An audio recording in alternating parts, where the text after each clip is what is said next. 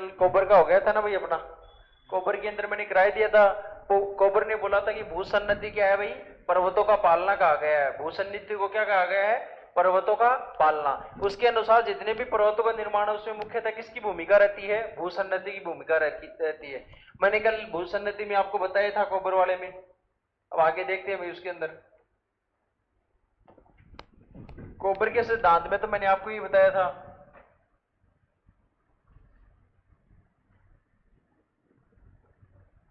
हिमालय पर्वत के निर्माण में कोबर ने अपना सिद्धांत दिया था। इसका सिद्धांत ये था कि भाई दो अगर पर्वत है और उनके बीच में अगर ये वाला क्षेत्र है जैसे इस हिसाब से, तो यहां पर ये जो बीच वाला क्षेत्र नहीं है, ये जो बीच वाला क्षेत्र है इसमें जितने भी अवसाद आएंगे आगे से, इधर से अवसाद आएंगे, तो अवसाद के कारण क्या होगा भाई, इस पर्वत पे जितना जैसे दबाव क्षेत्र पड़ेगा भाई, यहां पर जितना ज्यादा इधर से अवसाद आएगा तो इस पर्वत में क्या पड़ेगा, दबाव क्षेत्र। जैसे एज कोई नोटबुक ही मान लो, बुक देना है आप अपनी, भूसन्निधि क्या है, जैसे ये पर्वत है, इसमें मान लो ये दोनों तरफ बीच में कोई अवसाद आ गए 33 आकर से अवसाद आ गए, तो जैसे प्रेशर पड़ा तो ये दोनों इधर वाले पर्वत उठ गए, और जैसे जैसे प्रेशर पड़ता जाएगा ये तो आपस में मिल जाएंगे ऊपर से, और नीचे क्या हो गया, भूसन्नति के कारण जैसे निक्षेपण हो रहा था अवसादों का, तो ये क्या हो जाएगा, दोनों के दोनों ऊपर आके ऐसे आपस की तरफ आते जाएंगे। और ये जब भूसन्नति होगी तो क्या होगा, ये मिलेंगे नहीं, ये दोनों पर्वत ऊपर की तरफ होंगे और बीच में आके जो बीच वाली जगह है ये क्या रह जाएगी, अप्रभावित। और इस अप्रभावित जगह को अपन क्या बोल रहे थे कल, तिब्बत का पठार। ठीक है, क्योंकि बीच वाली जगह अप्रभावित थी, उसे अपन एक नाम और दिया था मध्य पिंड। क्या नाम दिया था, मध्य पिंड। तो ये बीच वाली जगह ये अप्रभावित थी, तो यहां पर तो क्या हो गया, मध्य पिंड वाला क्षेत्र। बाकी जैसे भूसन्नति हुई, बीच में प्रेशर पड़ा, अवसाद होगा, दोनों तरफ पर्वत हुए, इन पर्वतों के कारण जो वलन पड़ा, उस वलन से जो निर्माण हुआ वही क्या था, आपके हिमालय पर्वत। ये किसका सिद्धांत, आपके कोबर महोदय का, जिसमें मैं आपको थ्योरी मुख्यतः करवा ही चुका था। इसके अंदर आज अगर अपन देखेंगे तो इसके डायग्राम देखेंगे भाई, इसके डायग्राम किस हिसाब से बनाए हुए हैं, जो समझने के लिए देखे तो भाई एक तो ऐसे था सबसे पहले तो एक ही है, ठीक है। और दूसरा इसका डायग्राम बनाए तो बनता है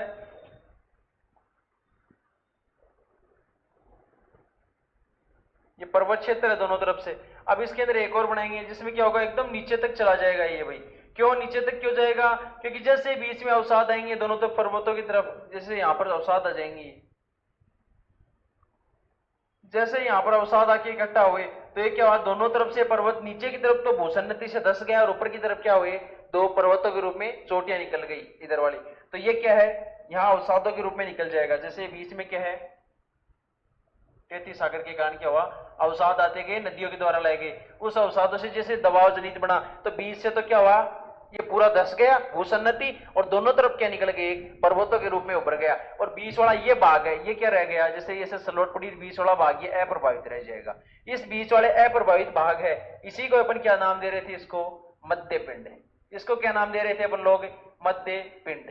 और ये जहां जहां पर ये वलन पड़े हैं, इन वलन को अपन ने क्या नाम दे दिया, ये वलन वाली जगह है ना जहां पर मुड़ रखे हैं ना भाई, ऐसे वलन पड़ रखे हैं, इन ये क्या है भाई, ये पर्वत है, क्या है, हिमालय पर्वत, जहां वलन पड़ा है। ये आपके भूसन्नति का सिद्धांत था, किसका, कोबर का। इसके बारे में कल अपन ने देखे थे।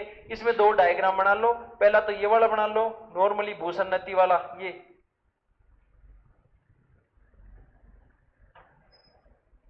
भूसन्नति, इसके बारे में। दूसरा यहां पर ये वाला बना लो, जैसे इसमें भूसन्नति हुई, यहां पर दबाव जनित क्षेत्र बना, इधर से भी दबाव है और ये यहां से भी दबाव क्षेत्र लगा।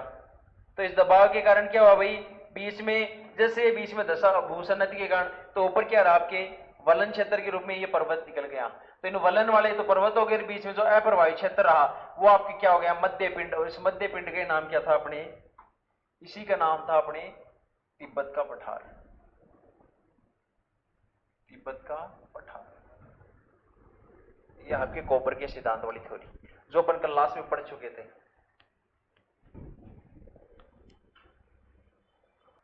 ये सारा ही दर्द पिंड है। यहां पर दर्द पिंड मतलब ये ठोस भाग है,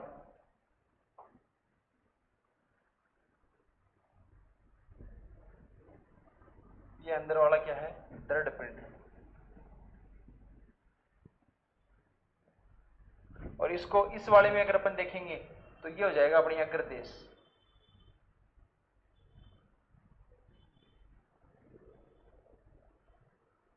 पूछेगा आपका अग्रदेश।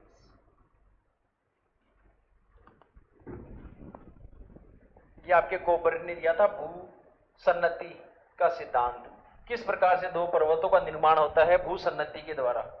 उन्होंने एक वाक्य भी दिया था अपना, भू सन्नति को पर्वतों का पालना कहते हैं। उन्होंने क्या वाक्य दिया था? इन्होंने वाक्य दिया था एक कोबर महोदय ने कि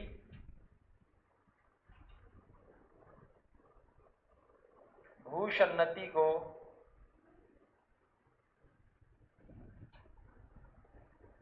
पर्वतों का पालना कहते हैं। ये मैं कल लिखवा ही चुका था। अब जैसे ये जो अपने पामीर के पठार का निर्माण हुआ है, इसी की तरह सेम टू सेम एक और पर्वत का, एक और पठार का निर्माण हुआ है। कौन सा? Arakan Yoma. जो आराकान योमा है, इस पठारी क्षेत्र का निर्माण भी किसके द्वारा हुआ है? इसका निर्माण भी मैं कल लिखा चुका हूं नोट में। इसका निर्माण भी कैसे हुआ है? भू सन्नति के द्वारा ही हुआ है। साइड वाला क्षेत्र तो प्रभावित रहा, बीच से अप्रभावित क्षेत्र रहा, उससे किसका निर्माण हुआ था? Arakan Yoma. कल मैं लिखवा चुका हूं आपको ये नोट के अंदर। दो चीजें लिखाई थी मैंने कि जो बीच वाला अप्रभावित क्षेत्र है, इसके अंदर जो उस अप्रभावित क्षेत्र को अपन क्या लोग कहते हैं? उसका नाम है क्या चीज? मध्य पिंड। उसका वैसे नाम है तिब्बत का पठार। इस भू सन्नति के कारण जो बीच का अप्रभावित क्षेत्र है उसे मध्य पिंड कहते हैं। वो मध्य पिंड है क्या? तिब्बत का पठार। सेम इसी की प्रक्रिया द्वारा ही एक आपके आराकान योमा है, उसका निर्माण भी कैसे हुआ था? भू सन्नति के द्वारा इसका निर्माण हुआ था। आ गया समझ में? ये आपके कोबर का सिद्धांत था। अब सेकंड अपन लोग चलते हैं। सेकंड वो पहले वाले देख लिया सबने? बना लिया भाई? बनाओ फटाफट पहले वाले को भाई।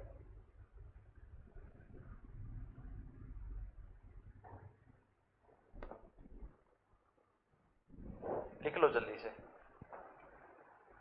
एसएससी रेलवे में तो इससे नहीं पूछते हैं। अगर आप लोग यूजीसी नेट या असिस्टेंट प्रोफेसर की एग्जाम देने जाओ ना, तब ऐसे क्वेश्चन पूछते हैं वहां पर। ये तो मैं इसलिए समझा रहा हूं कि कल को थोड़ा बहुत बेसिक नॉलेज हो। कल को कोई पूछ भी लिया कि आपके, इतना तो जरूर पूछ सकता है कि निम्न में से किस भूगोलवेत्ता के द्वारा हिमालय पर्वत का निर्माण का सिद्धांत दिया गया। उसमें वो आपको ऐसे दे सकता है, इरेटोस्थनीज दे दिया, अलेक्जेंडर वोन हम्बोल्ट दे दिया, एक वेगनर का प्लेट वर्तनिकी दे दिया, एक आपको दे देगा हिकेटियस। ये चार भूगोलवेत्ता के नाम दे दिए। इनमें से कोबर और वेगनर जिस भी ऑप्शन में मिले उसको टिक कर देना। आया था क्या? हाँ, आते हैं क्वेश्चन जियोग्राफी के अंदर। वही है, ये थोड़े बहुत पहले देख ले तो 1 नंबर मिल जाए वहां पर। और जीडी में तो 2 नंबर होता है क्वेश्चन का। इस बार जीडी किस किस की दी हुई है? वही रिजल्ट नहीं आया। क्लास में कोई बैठा जिसकी जीडी दी हुई है इस बार एसएससी? कई लोग शर्माते हुए नहीं बोलते, अरे मेरी खुद की जीडी दी हुई है एसएससी जीडी की, मेरी खुद की एग्जाम दी हुई है। ऐसे कोई नॉर्मल एग्जाम थोड़ी है। वो ये सिलेक्शन लेना वो चीज है। भीड़ में कितने बैठे हैं, मिलेगी नौकरी कितनों को पता है ना? इस बार 140 प्लस जाएगी मेरिट। वो चीज है, जिसकी 140 प्लस है ना उसी का सिलेक्शन हो। चलो आगे कौन सा है भाई? वेगनर का प्लेट विवर्तनिकी सिद्धांत। दूसरे नंबर पे कौन सा था? वेगनर का प्लेट विवर्तनिकी सिद्धांत। देखो फिलहाल तो ये नौकरी मिले बस, लोग यही है। वो कोई बड़ी कोई छोटी कुछ नहीं होता। जॉब लगो, लोग के पढ़ के अगर आप में पोटेंशियल है तो प्रमोशन ले लो, वरना उसी पे करते रहो आराम से, टाइम टू टाइम प्रमोशन मिलता रहेगा। अब इसमें समझना भाई वेगनर वाले में क्या चीज है। वेगनर की थ्योरी है ना, वो डिपेंड करती है प्लेटों पे। जैसे भारत के अंदर मुख्यतः 7 प्लेटें हैं अपने। क्या है? जो अपना ग्लोब है ना, ग्लोब, इसमें 7 प्रकार की प्लेटें पाई जाती है। कितनी? 7 प्रकार की प्लेट। 7 प्रकार की प्लेटें पाई जाती हैं। वो 7 प्रकार की प्लेटें कौन सी है? एक तो यहां पर आपके कौन सी है भाई? इधर वाली तो है एक प्रशांत महासागर की प्लेट। एक तो प्लेट कौन सी है? सबसे पहले देखें तो 7 प्लेटों के अंदर एक तो है प्रशांत महासागर की प्लेट। फिर एक है उत्तरी अमेरिका प्लेट।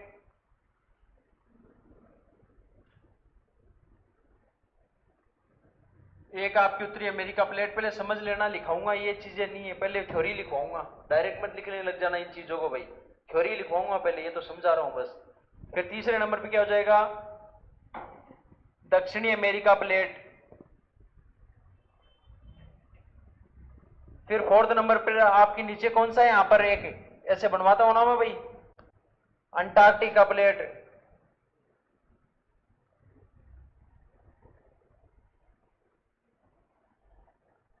पांचवी कौन सी हो गई, अफ्रीका प्लेट।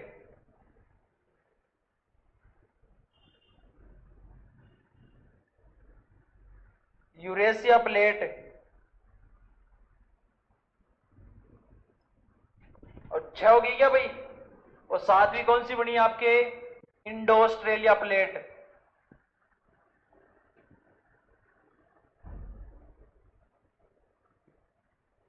और इसको एक नाम और बोलते हैं, इसको भारतीय प्लेट, भारतीय महाद्वीपीय, भारतीय महाद्वीपीय प्लेट, एक नाम और देते हैं इसको, क्या देते हैं, भारतीय महाद्वीपीय प्लेट। तो इसका पूरा सिद्धांत प्लेटों पे चलता है। इसने क्या बोला भाई, यहां पर तो आपकी होगी प्रशांत महासागर की प्लेट, यहां आपकी होगी कौन सी, उत्तरी अमेरिका, ये आपके दक्षिणी अमेरिका, ये आपकी होगी अंटार्कटिका, यहां पर होगी आपकी यूरेशिया प्लेट, ये आपकी एशिया महाद्वीप की प्लेट हो गई, ये आपकी अफ्रीका प्लेट हो गई। कितनी होगी टोटल, 7 प्लेटें होगी ना। तो इसकी थ्योरी क्या थी भाई, ये ऐसे बोलता है, मान लो ये तो इधर वाली कौन सी थी, भारतीय प्लेट, इधर कौन सी थी आपकी, यूरेशिया प्लेट, कल मैंने समझाया भी था। ये कौन सी थी, भारतीय, जिसे अपन इंडो ऑस्ट्रेलिया प्लेट करते हैं, भारतीय महाद्वीपीय प्लेट। और ऊपर वाली कौन सी थी, यूरेशिया प्लेट, यूरेशिया प्लेट। तो ये क्या है भाई, ये अलग अलग प्रकार से गति करती हैं। एक तो क्या होती है, एक दूसरे की तरफ चलती हैं, आ गया।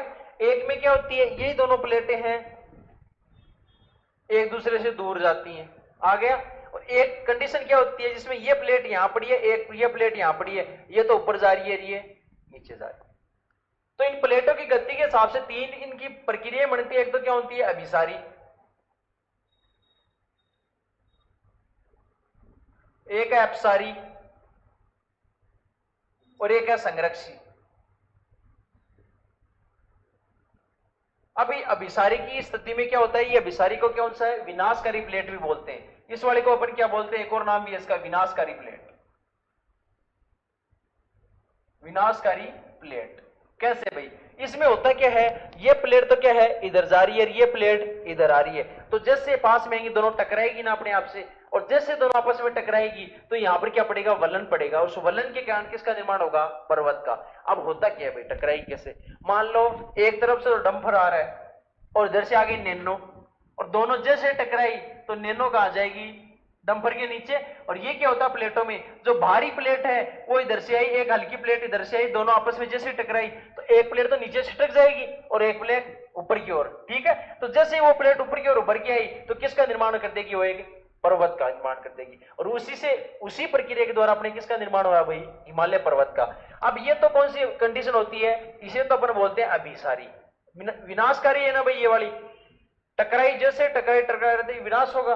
अब दूसरी कौन सी है भाई, अपसारी। अपसारी में क्या होता है, ये तो इधर गया, दो चीज जैसे दूर जाएगी उसके बीच में से कुछ निकलेगा, और उस निकलने वाली चीज क्या होती है भाई, ये यहां से निकलता है वो क्या चीज है भाई, ये होती है लावा। जैसे अपसारी की कंडीशन होगी, दोनों प्लेटें जैसे दूर जाएगी तो यहां लावा निकलेगा, ठीक है। लावा निकलेगा तो जहां पर भी लावा फैल जाएगा वो क्या हो जाएगा, पूरा क्षेत्र एक पठारीय क्षेत्र के रूप में बन जाएगा पूरा क्षेत्र। या लावा के कारण क्या है, पर्वतों को भी निर्माण हो जाता है, ठीक है। अब एक चीज देखो भाई, ये दोनों एक दूसरे से दूर तो जा रही है, क्या पता है इसके इधर एक और प्लेट बैठी हो, एक ही प्लेट इधर बैठी हो। तो जैसे ये प्लेट इधर यहां तो आपस में दूर जा रही है, बट यहां जाते ही से टकरा जाएगी ना, इस वाली से टकरा गई ना अपने आप। तो चाहे यहां से अपसारी बन रही है, बट यहां जाके टकरा के कौन सी कंडीशन हो जाएगी, अभिसारी बन जाएगी। और तीसरी कंडीशन है संरक्षी, ये नए तो किसी से टकराती है, नए किसी से और करती है। ये बेचारी ये तो ऊपर चली जाती है, ये नीचे आ जाती है, किसी को परेशान नहीं करती। ये कौन सी है, संरक्षी प्लेट। संरक्षी का मतलब जिसके कोई नुकसान नहीं हो, संरक्षित हो, ठीक है, ये संरक्षी प्लेट है। इसके अंदर क्या होता है, जैसे आपस में टकराई टकराते एक प्लेट तो नीचे दस गिर, एक ऊपर निकली, निकलते वलन पड़ा, उससे किसका निर्माण हुआ, पर्वत का।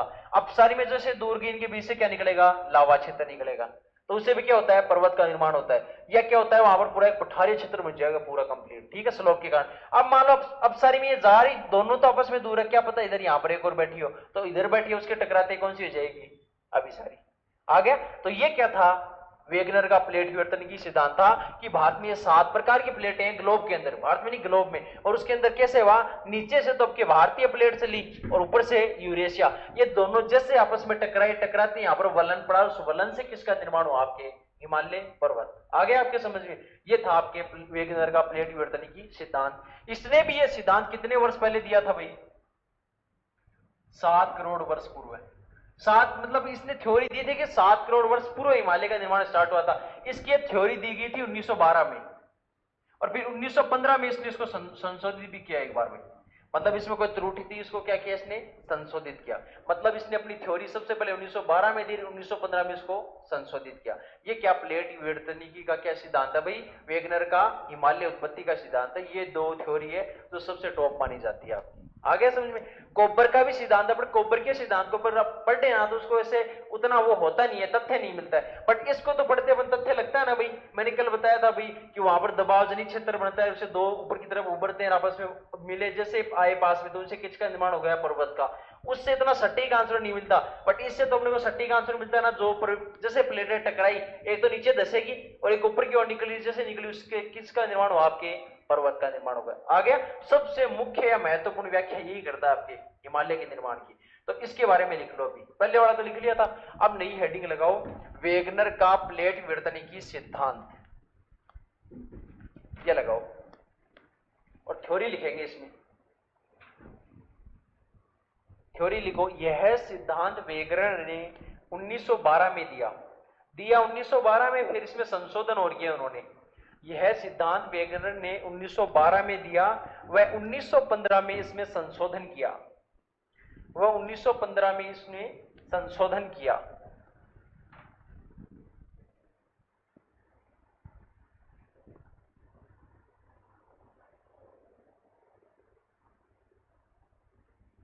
लिखो, यह सिद्धांत अलग से, यह सिद्धांत हिमालय निर्माण की, यह सिद्धांत हिमालय निर्माण की सर्वश्रेष्ठ व्याख्या करता है, सर्वश्रेष्ठ व्याख्या करता है। जो वेगनर का प्लेट विवर्तनिकी प्लेट, वह दक्षिण की ओर भारतीय महाद्वीपीय प्लेट, उत्तर की ओर यूरेशिक प्लेट, वह दक्षिण की ओर भारतीय महाद्वीपीय प्लेट,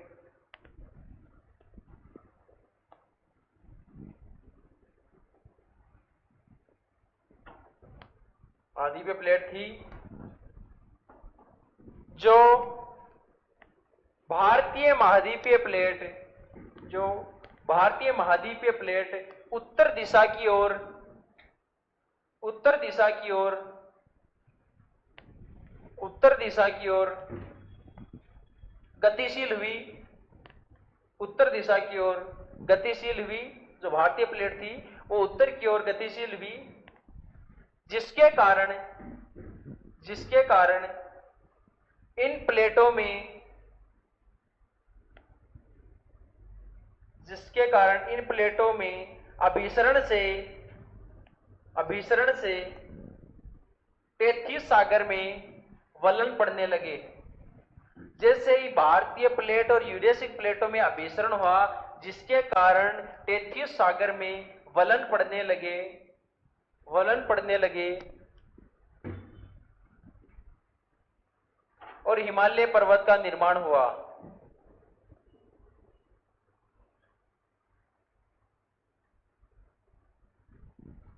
जिसके कारण हिमालय पर्वत का निर्माण हुआ। हिमालय पर्वत का निर्माण 7 करोड़ वर्ष पूर्व चला था, 2 करोड़ वर्ष पूर्व तक इसका निर्माण हो रहा था।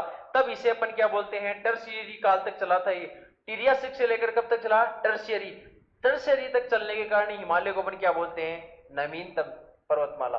तो लिखो, इस पर्वत का निर्माण टर्शियरी, टर्शियरी काल, बोर्ड पे देख लेना भाई, टर्शियरी काल, इस पर्वत का निर्माण टर्शियरी काल तक हुआ। वर्तमान समय में भी इसकी एक श्रेणी है काराकोरम, जहां पर क्या है, लगातार पर्वत की हाइट बढ़ती जा रही है धीरे धीरे। मतलब ऐसे नहीं होता कि एक साल के अंदर 100 फीट बढ़ गई, कुछ मात्रा के अंदर अवसादों के कारण वहां क्या है, उसकी हाइट बढ़ती जा रही है। तो फिलहाल भी हिमालय का निर्माण होता ही जा रहा है, बट मुख्यतः इसका निर्माण देखा जाए तो इस पर्वत का निर्माण टर्शियरी काल तक हुआ, जिसके कारण इसे नवीनतम, जिसके कारण इसे नवीन वलित पर्वतमाला कहते हैं, जिसके कारण इसे नवीन वलित पर्वतमाला कहते हैं। आप दोनों डायग्राम बना लो, आगे वाले पे बनवा देता हूं इसका डायग्राम कैसे बनाना है। इधर से तो आप एक ले लेना भारतीय प्लेट और ऊपर की तरफ से ले लेना यूरेशिया प्लेट, और ये जैसे यहां पर टकराएंगी क्षेपण होगा, क्षेपण के कारण क्या होगा, यहां पर अभिसरण होगा, ऐसे निकाल दो।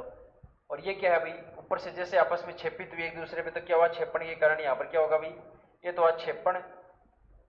क्षेपण वहां होते हैं, क्या हुआ, आपस में जैसे टकराई तो अभिसरण होगा, और अभिसरण से किसका निर्माण होगा भाई, आपके वलन पड़ने के कारण किसका निर्माण होगा, पर्वतमाला का। ये तो आपकी कौन सी है, भारतीय महाद्वीपीय प्लेट, और ऊपर की ओर कौन सी आपकी यूरेशिया प्लेट।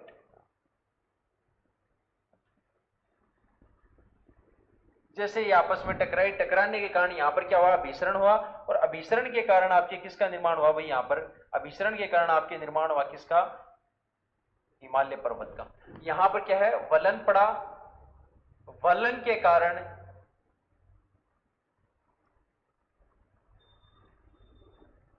हिमालय पर्वत का निर्माण हुआ। जैसे आपस में टकराई, एक तो नीचे हो गई और एक पर प्लेट ऊपर छिटकी, छिटकते ही क्या हुआ, उसके कारण जो वलन पड़े उससे किसका निर्माण हुआ, आपके हिमालय पर्वत का निर्माण हुआ।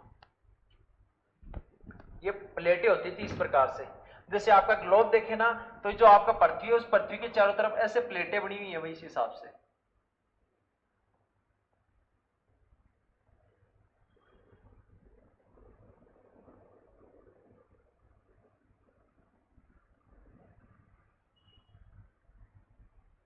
इस हिसाब से आपका ग्लोब बना, उस ग्लोब में ऐसे ऐसे बनाओ आप प्लेटों से अलग अलग, ठीक है। तो ये वाला है, ये जो बीच वाला खाली जगह यही है पूरा। यहां पर अगर ये दोनों आपस में दूर है तो इसमें कौन सी दूर जाएंगी, तो कौन सी कंडीशन हो जाएगी, अपसारी। और ये दोनों अगर आपस में देखो, यहां से तो क्या हुआ, आपस में दूर चली गई दोनों, बट यहां पर आते आपस में टकरा गई ना, तो यहां पर कौन सी कंडीशन हो जाएगी, अभिसरणी, ठीक है। और ये अगर ऊपर जा रही है, ये नीचे आ रही है, तो कौन सी हो जाएगी, संघर्ष की कंडीशन हो जाएगी। उसमें कहीं भी नहीं तो अभिसरण होगा, नहीं अपसारी कंडीशन होगी। ये आपका क्या था, वेगनर का प्लेट विवर्तनिकी सिद्धांत था हिमालय निर्माण का। आ गया क्या समझ में, दो ही थ्योरी थी। अब अपन हिमालय पे चल जाएंगे सीधा, हिमालय का भौतिक विभाजन। अब पढ़ेंगे अपन लोग हिमालय का भौतिक विभाजन। हिमालय का स्थिति के आधार पर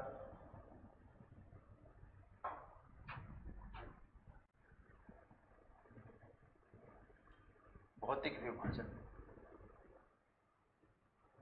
अब भाई हिमालय को तीन भागों में बांट रखा है, इसका विभाजन तीन भागों में कर रखा है, जो मैं कल आपको मैप बना के बताया भी था, वापस बताएंगे मैप बना के। भारत का मैप हमेशा व्हाइट से ही बनाएंगे भाई, ठीक है। थोड़ा सा इसको क्लियर कर देते हैं भाई, वापस जगह चाहिए होगी उधर वाले कोने में अच्छी खासी।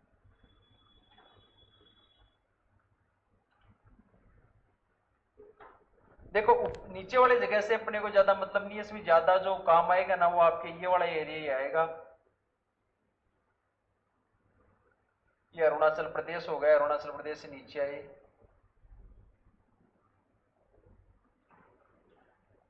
इस हिसाब से चलता है अपना, ठीक है। ये वाला एरिया है, तो इसके अंदर सबसे पहले ऊपर वाला टॉप ही टॉप वाला एरिया है, तो वो तो कौन सा हो जाएगा, ये यहां तक, ये तो आपके कौन सा हो जाएगा, ट्रांस का। फिर ये कौन सा हो जाएगा, मुख्य का। ये ऊपरी पर कौन सा है भाई, आपके ट्रांस। यहां कौन सा है भाई, आपके मुख्य, ट्रांस हिमालय। ये कौन सा है, मुख्य हिमालय। और ये यहां पर इधर वाला कौन सा है, पूरा का पूरा पूर्वांचल। ये अपनी क्या चीज है भाई, तीन प्रकार के हिमालय के तीन प्रकार से विभाजन कर रखा है, ट्रांस हिमालय, मुख्य हिमालय और कौन सा, पूर्वांचल हिमालय। इन तीनों के अंदर अपन सबसे पहले कौन सा पढ़ेंगे अपन लोग भाई, तीन भाग कर रखे, ट्रांस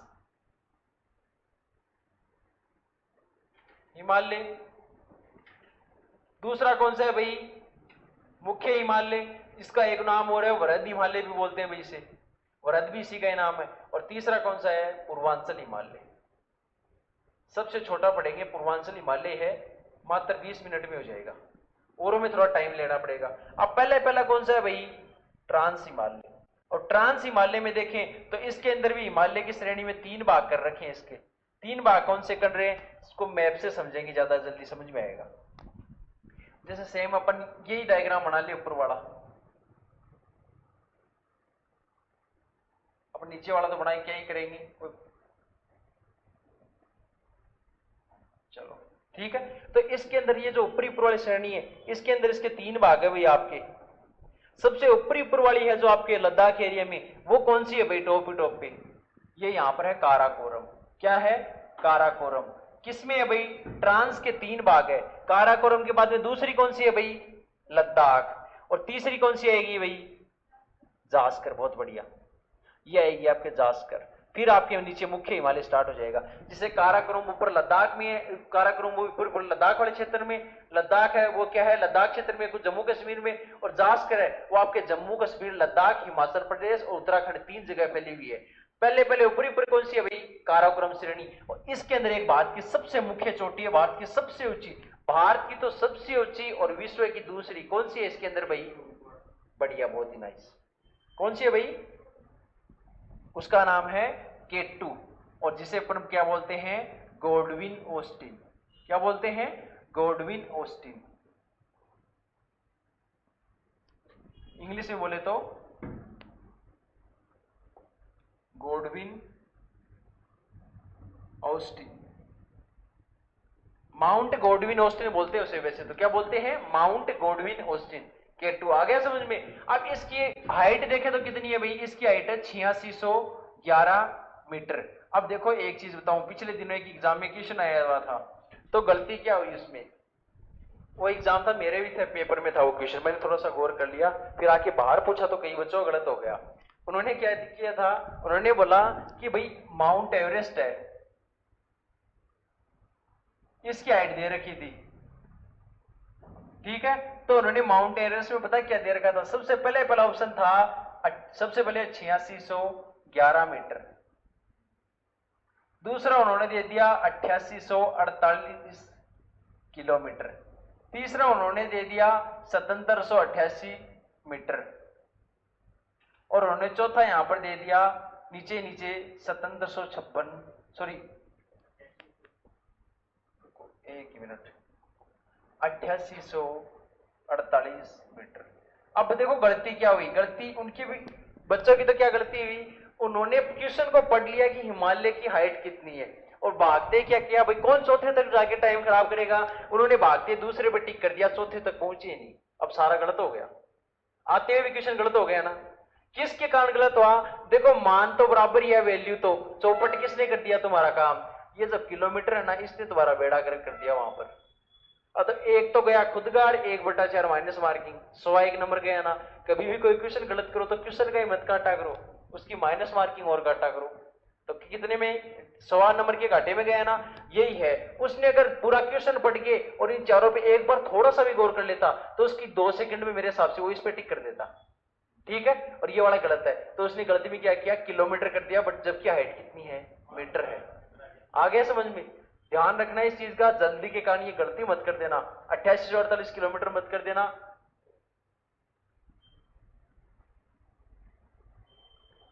पानी पी के हो जाओ, नहीं आपके पीछे हो, जल्दी से पानी पियो। 2 कुपड़ वाले ऊंट पाए जाते हैं, और इसको क्या बोलते हैं, ठंडा शुष्क मरुस्थल। एक तो ठंडा गर्म मरुस्थल तो आपके पढ़ाई है, राजस्थान में घूमने गए होंगे, जून में जाते पश्चिम के अंदर राजस्थान में, पता चल जाता है शुष्क मरुस्थल क्या होता है। और ठंडा मरुस्थल आपके कहां पर है भाई, काराकोरम श्रेणी में। आगे आपको समझ में, तो ये चीज है भाई। अब लिख लो इसके बारे में, लिखो, लिख लो, बोल बोल के लिखाऊंगा मैं साथ साथ में।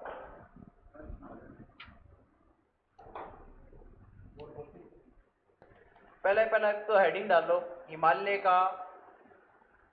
की स्थिति, हिमालय की स्थिति के आधार पर, हिमालय की स्थिति के आधार पर भौतिक विभाजन, जिसमें तीनों के तीनों ट्रांस हिमालय, मुख्य हिमालय, पूर्वांचल हिमालय।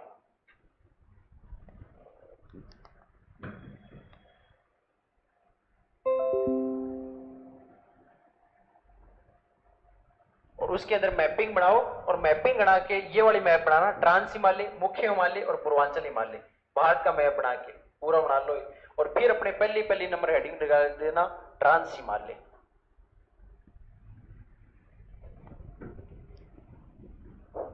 लिख लो इसको, अब रोको,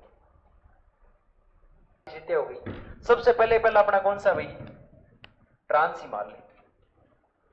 सबसे पहले अपना कौन सा है, ट्रांस हिमालय। और इस ट्रांस हिमालय के अंदर में अपन पहला कौन सा पढ़ेंगे अपन लोग, काराकोरम। कौन सा पढ़ेंगे, काराकोरम, काराकोरम श्रेणी। अब आपने एक चीज देखी थी ना पीछे वाले डायग्राम में कि ये काराकोरम श्रेणी क्या है भाई, ट्रांस हिमालय के सबसे उत्तरी भाग में है ना भाई, ठीक है। पहले देख लो भाई, तो काराकोरम श्रेणी क्या है भाई, ये काराकोरम क्या है, ट्रांस हिमालय की क्या है भाई, सबसे उत्तरतम श्रेणी। सबसे उत्तरी भाग में कौन सी है भाई, काराकोरम श्रेणी है भाई, ठीक है भाई। ये शॉर्ट में लिखा रहा हूं, बाद में लैंग्वेज में कराऊंगा, एक बार समझ लो। सबसे उत्तरी कौन सी है भाई, काराकोरम श्रेणी। अब इस काराकोरम श्रेणी में चलेंगे तो इस काराकोरम श्रेणी में क्या है, एक पठार है। पठार है, कौन सा पठार है भाई, आपके तिब्बत का पठार है। क्या है, तिब्बत का पठार। और इसी को अपन एक नाम देते हैं, क्या बोलते हैं भाई तिब्बत के पठार को ही, रूफ ऑफ वर्ल्ड, विश्व की छत, यह नाम देते हैं अपन लोग, विश्व की छत। अब इसी काराकोरम के अंदर भारत की सबसे ऊंची चोटी है, भारत की तो सबसे ऊंची, और विश्व की दूसरी सबसे ऊंची है ना भाई, विश्व की दूसरी सबसे ऊंची और भारत की पहली। आ गया समझ में आया भाई, क्या नाम है इसका, K2। और इसको वैसे बोलते हैं mount Godwin Austen, mount Godwin Austen. ये क्या है आपके भाई, K2 है। आ गया समझ में, इसका नाम है माउंट गॉडविन ऑस्टिन। इसी के अंदर आपके फिर आपके आ जाते हैं कौन सी, बहुत से ग्लेशियर है, ग्लेशियर। ये फेमस है, किसके लिए फेमस है भाई, ये अल्पाइन हिमनद। अल्पाइन हिमनद नहीं होते, हिमनद को इंग्लिश में क्या बोलते हैं अपन लोग भाई, हिमनद को इंग्लिश में बोला जाता है ग्लेशियर। ये अल्पाइन हिमनदों के लिए फेमस है। यहां पर सबसे बड़ा हिमनद मैंने कल बताया था कौन सा, सियाचिन, जिसकी क्या है भाई लेंथ है 72 के करीब है, 72 किलोमीटर। दूसरे नंबर पे आपके कौन सा, आपके इस्पात। अरे लंबाई है, ये लंबा है इतना, लंबाई कभी भी स्क्वायर में नहीं होती, दूरी किलोमीटर में होती है, क्षेत्रफल हमेशा स्क्वायर में लेते हैं। दूसरा क्या है, इस्पात। तीसरा क्या है भाई आपके, बियाफो, बियाफो। चौथा क्या है, बतूरा। और पांचवा क्या है भाई आपका, बालबोरा, बालबोरा। ये अलग अलग नाम के क्या है सबसे, इसमें अपनी ड्यूटी रहती है आर्मी के जवानों की, अपन पढ़ते भी हैं भाई। जैसे कई बार वीडियो देखते हैं ना, वो सियाचिन ग्लेशियर की स्थिति, अंडा ले जाओ, अंडे को हथौड़ी से फोड़ रहे हैं।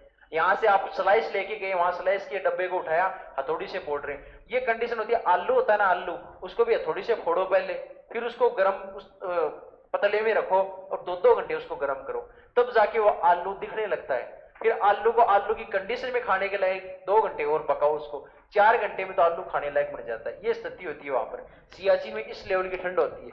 दूसरा आपके इस्पात ग्लेशियर, फिर बियाफो, फिर बतूरा, फिर बालबोरा। ये आपके विभिन्न प्रकार के क्या है भाई, ग्लेशियर है वहां पर। आ गया समझ में, तो ये आपको समझा चुका हूं। ट्रांस की सबसे उत्तरतम श्रेणी कौन सी है, काराकोरम सबसे, और इसमें पठार है, तिब्बत का इसे रूफ ऑफ वर्ल्ड कहते हैं। इसकी सबसे ऊंची चोटी कौन सी है, K2, माउंट गॉडविन ऑस्टिन। आ गया। इसके अंदर कुछ ये अल्पाइन हिमनदों के लिए क्या है, प्रसिद्ध है, से सियाचिन, इस्पात, बियाफो, बतूरा, बालबोरा।